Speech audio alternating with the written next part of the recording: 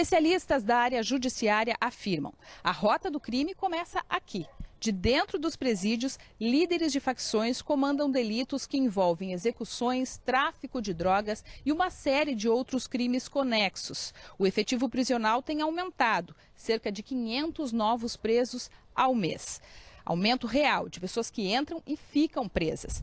Isso significa que o governo teria que construir uma penitenciária por mês, a um custo de 30 milhões de reais, e nomear 100 novos agentes penitenciários mensalmente. Enquanto isso não é possível, providências são necessárias para que não haja a falência total do sistema carcerário.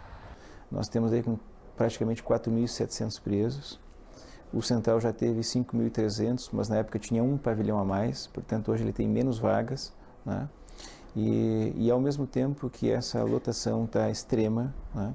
Ao mesmo tempo existe uma carência muito grande de tudo aquilo que o Estado deveria dar e não dá aos presos. Com a criminalidade crescendo vertiginosamente e o Estado enfrentando uma das maiores crises econômicas da história, os serviços da área da segurança pública foram afetados. O déficit de vagas prisionais no Estado chegou a 11 mil. O sistema carcerário se tornou ainda mais precário e presos passaram a ocupar irregularmente as celas de delegacias.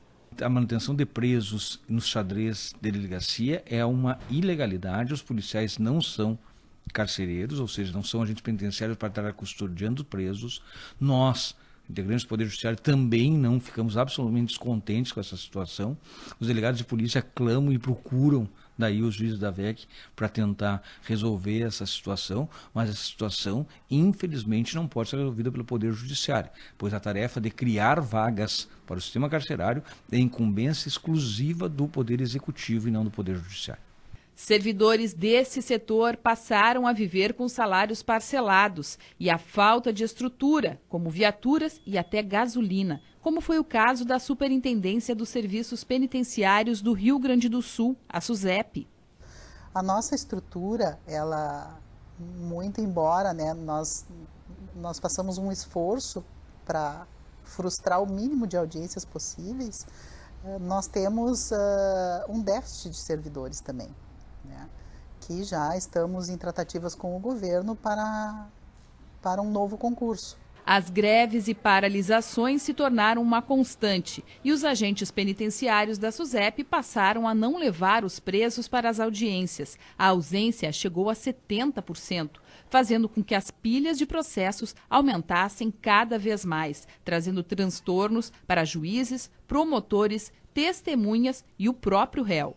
A não apresentação dos presos em audiência pela SUSEP chegou a 70%, que é um nível absolutamente absurdo. É muito ruim para o funcionamento do sistema. Porque leva a que criminoso perigoso seja solto por excesso de prazo, porque é impossível cumprir o prazo. Acontece o seguinte: marca uma audiência, aí vem a vítima, vem as testemunhas, a SUSEP não apresenta. Marca a segunda, vem de novo as vítimas, vem as testemunhas, a SUSEP não apresenta. Quando finalmente a SUSEP apresenta, as vítimas e as testemunhas não vão mais, tá? E a audiência não sai. E não vamos ser hipócritas, essa situação do parcelamento dos salários tem atingido a segurança pública e tem um efeito ruim, tá? Tem um efeito de desmotivação. A tecnologia da videoconferência foi implantada no sistema judiciário gaúcho justamente para minimizar os transtornos causados pelas constantes faltas e atrasos da Superintendência dos Serviços Penitenciários nas audiências. A gente tem referido, né, para as pessoas que não vai ser a solução, vamos dizer assim, para o verdadeiro caos que a gente vem enfrentando já há bastante tempo. Vai atenuar de uma forma bastante eficaz a nossa situação, né, de sobrecarga de trabalho, de frustração, de não ver os processos, né, serem julgados em um tempo razoavelmente hábil. A Corregedoria Geral da Justiça vem fazendo um esforço redobrado nos últimos tempos, exatamente para dar um encaminhamento às audiências por videoconferência, né, termo utilizado pelo artigo 185 do Código de Processo Penal. Essa prioridade, digamos assim, da Corregedoria nesse momento se deve ou objetiva atender a uma solicitação dos próprios juízes criminais de Porto Alegre e da região metropolitana, que estão extremamente preocupados com o andamento dos processos criminais, né? São reclamações diárias, às dezenas, às centenas todos os meses. O projeto teve início na comarca de Canoas em julho deste ano. A videoaudiência piloto de um réu diretamente do Presídio Central, com a presença de testemunhas, foi na 2ª Vara Criminal do Foro. O sistema garante que o réu preso não precise ser deslocado.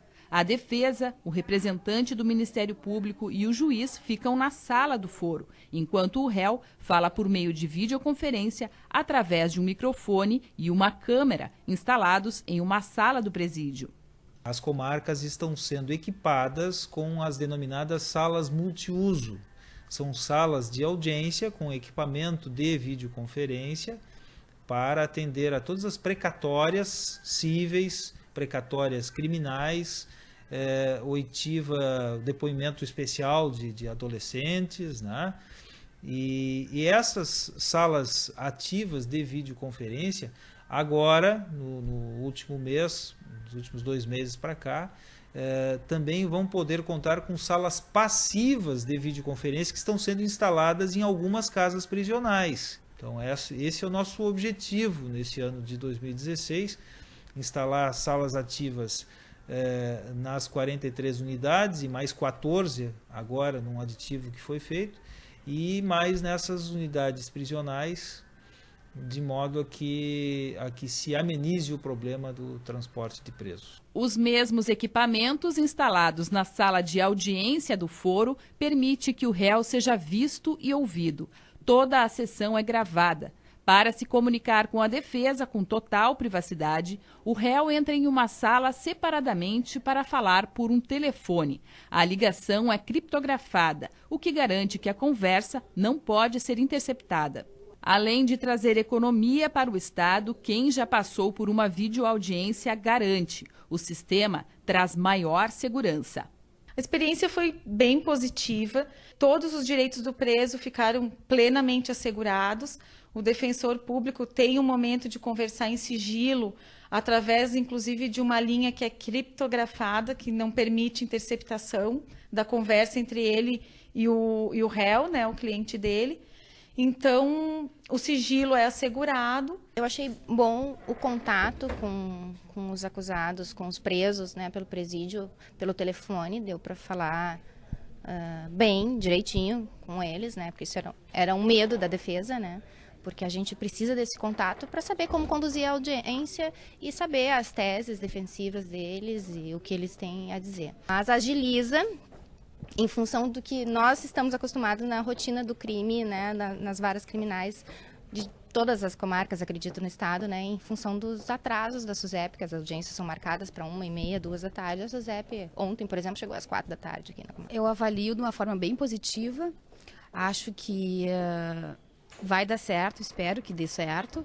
É a 2ª audiência que eu faço hoje e o sistema é muito bom, a gente consegue fazer as audiências de uma forma muito mais rápida.